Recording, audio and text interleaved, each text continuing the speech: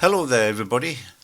Now Richard Shrewsbury has asked me to show him how to put slots in a hollow sphere he's constructed. Well, it turns out this isn't too difficult, so the first thing I'll do is construct a hollow sphere. I've got the sweep arc tool highlighted and I'm snapping to the grid just so I can get a nice clean center and a perfect semicircle. We need two of these for the wall thickness. Close off the ends to make a wall. Then select pole tool, select our semicircle, sweep an arc, select an axis, that's the axis, and full pull. There's our hollow sphere. Now we're going to need something to draw on, so just press the K key for sketch plane. Now see the cursor, it's got a hatch mark in it which is asking us where do we want to place the sketch plane, so anywhere really. And that has put a section through our sphere, and sure enough it is hollow.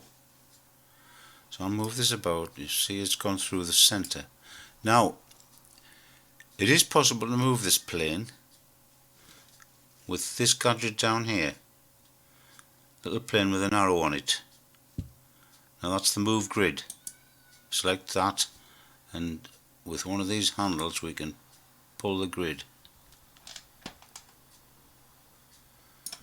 It's now standing outside the sphere, which is alright.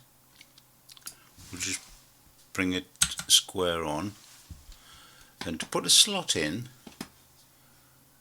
we'll use the rectangle tool, and let's say put a slot in like this, and select the pull tool. Now this plane is standing outside the sphere, as you see, but no matter. We've got the pull tool, we select pull. We want to put a slot in, so we'll select the cut and then drag.